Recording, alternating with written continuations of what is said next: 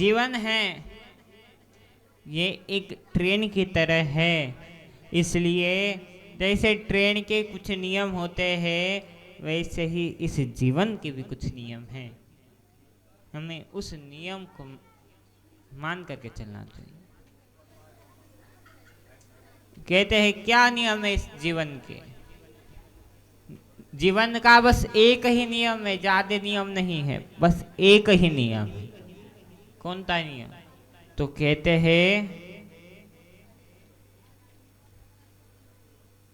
भगवान के पावन नाम का जप करना, भगवान की कथा सुनना, भगवान में अपना मन लगाना, यही एक नियम है इस जीवन का। अपना मन भगवान में लगाओ। अगर हम अपना मन भगवान में लगाते हैं, अपना सर्वस्व भगवान को दे देते हैं, अपना सर्वस्व भगवान को समझते हैं, तो भगवान बहुत प्रसन्न होते हैं। पर आजकल हम क्या करते हैं? विपरीत। भगवान के मंदिर जाते हैं, भगवान से कहते हैं हे भगवान तुमेव माता तो पिता तुमेव, आप ही माता हो, आप ही पिता हो, तुमेव बंधु ते सखा तुमेव, आप ही मेरे मित्र हो, आप ही मेरे बंधु हो। ये जो संसार के यार है, दोस्त है, वो हमारा साथ कब तक देंगे? कहते हैं जब तक हमारे जीवन में सुख होगा तभी तक इस संसार के सखा मित्र यार हमारा साथ देंगे। अगर हम भगवान को अपना मित्र बनाएंगे तो भगवान जीवन भर साथ देंगे, चाहे हम सुख में हो चाहे दुख में, चाहे लोक में हो चाहे परलोक में हो। भगवान सदैव हमारा साथ देंगे। भगवान कभी ये नहीं देखते कि मेरे भक्त के पास कितना पैसा है, भगवान तो देखते हैं मेरे भक्त के अंदर भक्ति कितनी है। भक्ति सबके लिए बहुत आवश्यक है, भक्ति सबके लिए बहुत आवश्यक है। अगर हमारे भीतर भक्ति होगी, अगर हमारे भीतर भक्ति होगी, वो भक्ति महारानी भगवान शिव को, भगवान कृष्ण को अपने पास खींच करके लेके आएगी। भगवान चाहने के बाद भी इस हृदय को छोड़कर नहीं जा सकते, इस मन को छोड़कर नहीं जा सकते। इसलिए भक्ति सब में ज्यादा आवश्यक है। अगर किसी के अंदर भक्ति है तो भगवान भी है। भक्ति जिसने करी है इस संसार में उसे भगवान मिले हैं। मीराबाई, शबरी जी, सबको मिले। भगवान की भक्ति करो। कैसे करो? भोले बन करके करो। भोला क्यों बनना है? तो कहते हैं अगर हम भोले नहीं होंगे तो हमारे मन में भी इच्छा होगी, भगवान से मांगने की इच्छा होगी कि भगवान हमें ये दो, भगवान हमें वो दो। अगर हम भोले वाले सीधे साधे होंगे, हमारे अंदर कोई इच्छा नहीं होगी। जैसे सदन कसाई, उसके पास भगवान होकर भी वे भगवान को नहीं पहचान पाए और भगवान उसके साथ खुश थे। क्यों खुश थे? तो कहते हैं जब वो मांस तोलता, एक तरफ भगवान को रखता और एक तरफ मांस रखता,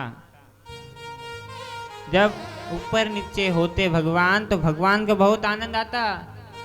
ब्राह्मण देवता लेकर गए भगवान को।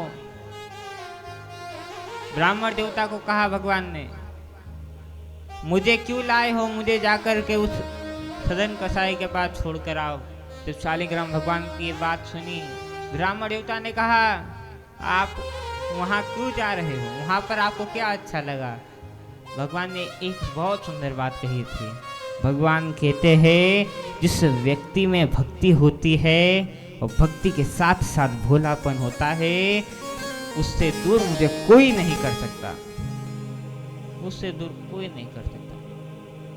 और भाग्यशाली है वो व्यक्ति जिसके अंदर भक्ति माता वास करती है। भक्ति माता वास करती है,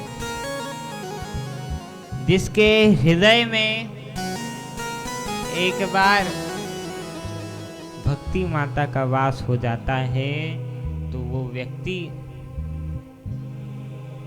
अपना जीवन सफल बना देता है। सभी व्यक्ति को अपने जीवन में कथा सुननी चाहिए। धन्य है इस जगह को।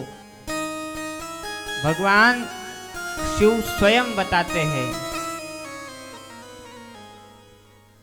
कि जिस जगह कथा होती है, राम कथा हो, कृष्ण कथा हो, शिव कथा हो,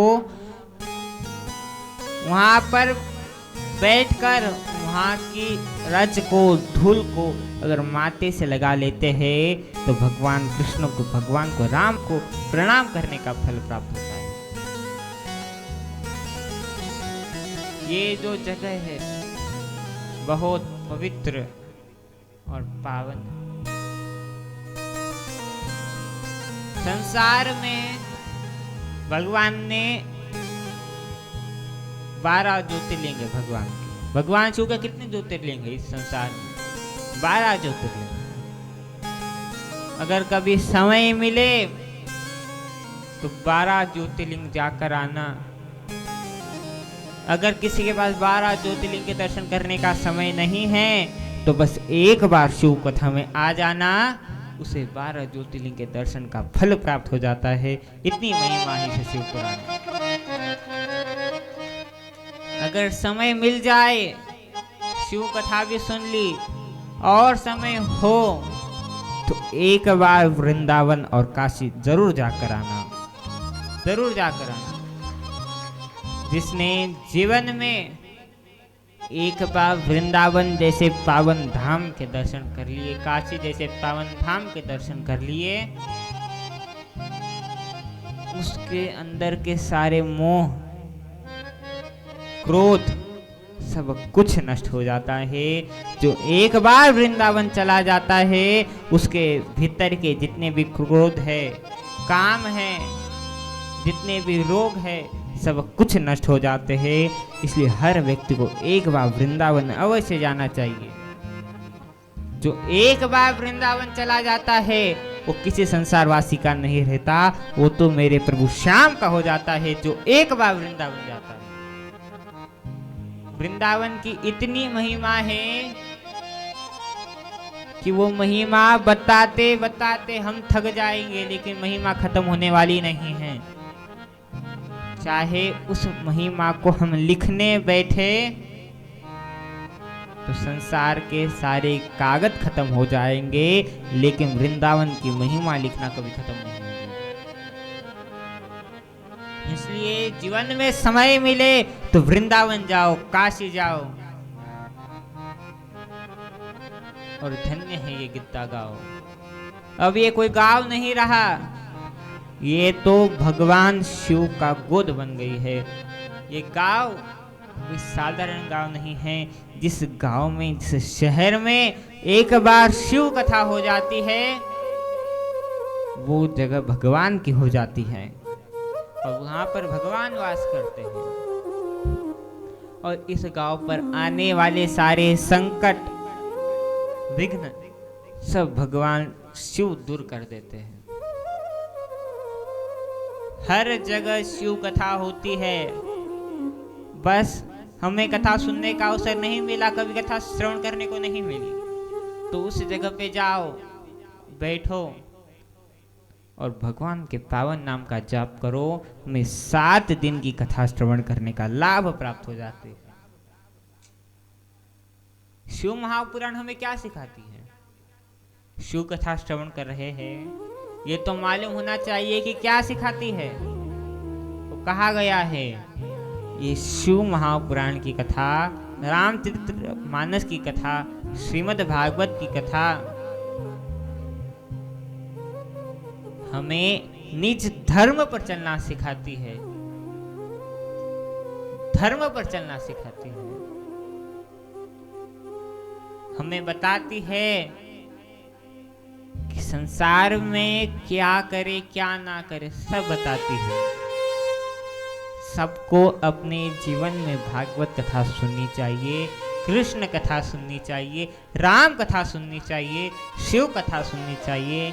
जिसने अपने जीवन में एक बार शिव कथा श्रवण कर ली, उसे अपने जीवन में कभी भी किसी और के शरण में जाने की आवश्यकता नहीं। जो एक बार मेरे भोले बाबा का हो गया, मेरे भोलेनाथ का हो गया, उसे और किसी के सहारे की आवश्यकता नहीं। हारे का सहारा बाबा श्याम हमारा। भगवान एक है, बस उनके रूप और नाम अनेक है। जैसे कोई भगवान राम को पूछता है, कोई भगवान कृष्ण को पूछता है, कोई भगवान शिव को पूछता है। भगवान एक है, बस भगवान के नाम अनेक है, भगवान के स्वरूप अनेक है। जैसे आटा होता है, वो आटे से रोटी भी बनती है, पूरी भी बनती है और पराठे भी बनते हैं ना। पूरी किसकी बनती है बताओ? आज के दिन ही पूछेंगे, कल से कोई पूछने वाला भी नहीं है। कल से तो इस टाइम पे सब अपने घर पे आराम से एसी के नीचे बैठकर सो रहे होंगे। बताओ पूरी किससे बनती है? आटे से बनती है ना। और पराठे किससे बनते हैं? आटे से। और रोटी किससे बनती है? आटे से। आटा एक है, उससे रोटी भी बन जाती है, पूरी भी बन जाती है, पराठे भी बन जाते हैं। आटा तो एक होता है, बस उसके नाम और स्वरूप बदल जाते हैं। ऐसे ही भगवान भी एक है और हमारे कल्याण के लिए भगवान अलग अलग अवतार लेते हैं और हमारा कल्याण करते हैं। भगवान ने जितने भी अवतार लिए हैं, वो सब हमारी रक्षा के लिए है। भगवान अवतार कब लेते हैं? तो कहते हैं जब इस संसार में दुष्ट पापी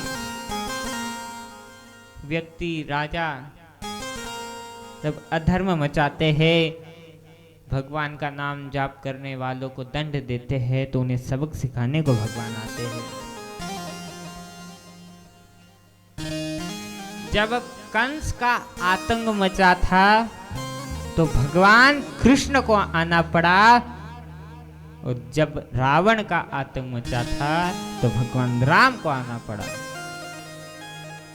4 युग होते हैं, सतयुग, त्रेता, द्वापर, कलयुग। और ये सब इन चारों युग में हमें फल कैसे प्राप्त होता है? हम अभी कथा श्रवण कर रहे हैं। कौन कौन कथा श्रवण कर रहा है? हाथ खड़े करो। ऐसा नहीं कोई सो रहा हो, पता चले। कथा सुन रहे तो दोनों हाथ खड़े करो एक बार, लंबे वाले। कथा श्रवण कर रहा है वही खड़ा करे हाथ। बोलिए शंकर भगवान की जय हो। राजा रामचंद्र भगवान की जय हो। कृष्ण कन्हैया लाल की जय हो। हर हर महादेव। हर हर महादेव। अब लग रहा है कथा श्रवण करने। तो कोई ऐसे होते हैं, इधर कथा चालू है और इधर अपना सो जाते हैं।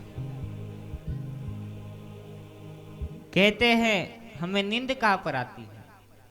तो बताते हैं जिस जगह पर सुकून होता है, जिस जगह जाने पर हमारे मन की सारी कामनाएं हमारे दिमाग में आना बंद हो जाती है, जिस जगह सुकून होता है उसी जगह तो हमें नींद आती है। अगर दिमाग में टेंशन चल रहा हो, नींद आती है? नहीं आती।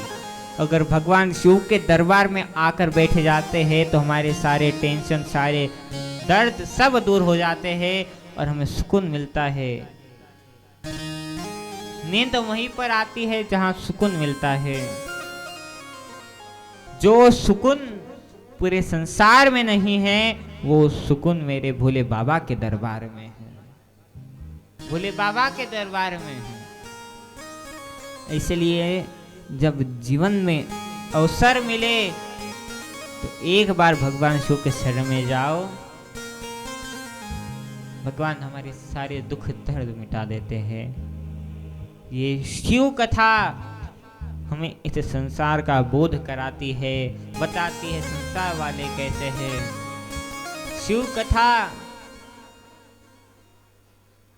हमें भगवान की भक्ति कराना बताती है, कैसे भगवान की भक्ति करें।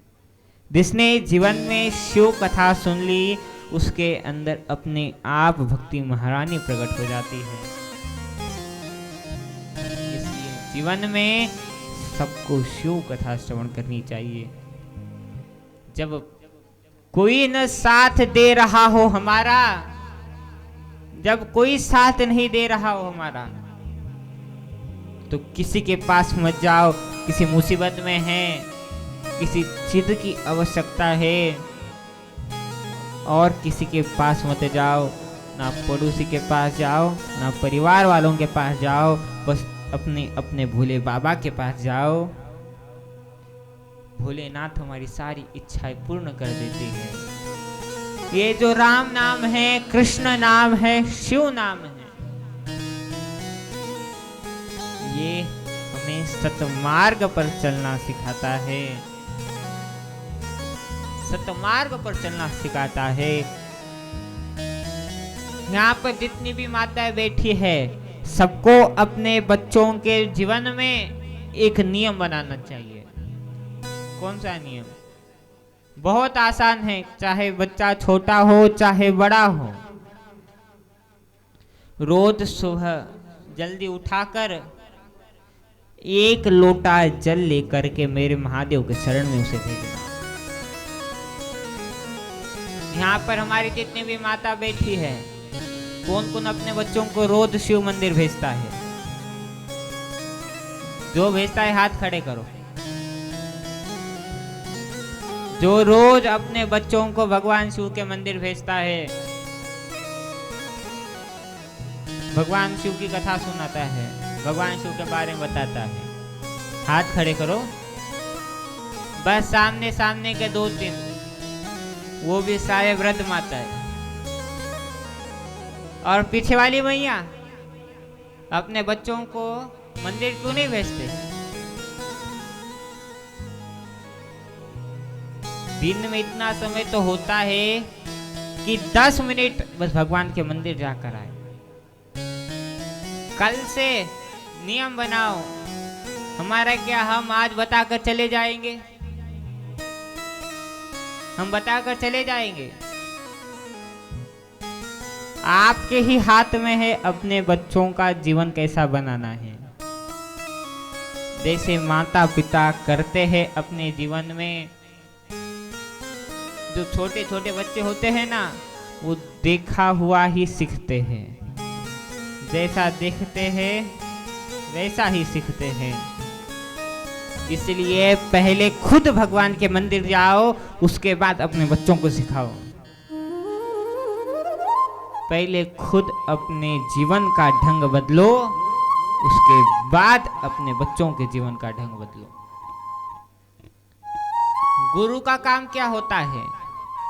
अपने शिष्य को बस एक बार बता देना कि बेटा तू ऐसा कर, इससे ऐसा होगा। हमारा भी वही कार्य है। हमने आपको बता दिया, मानना न मानना ये काम आपके हाथ में है, ये काम आपके हाथ में है। इसलिए कल से रोज उस डमरू वाले के शरण में अपने बच्चों को भेजो, तो उन बच्चों का जीवन सफल हो जाएगा। उन बच्चों का जीवन सफल हो जाएगा। जो बालक अपने जीवन में कभी भी शिव मंदिर नहीं गया,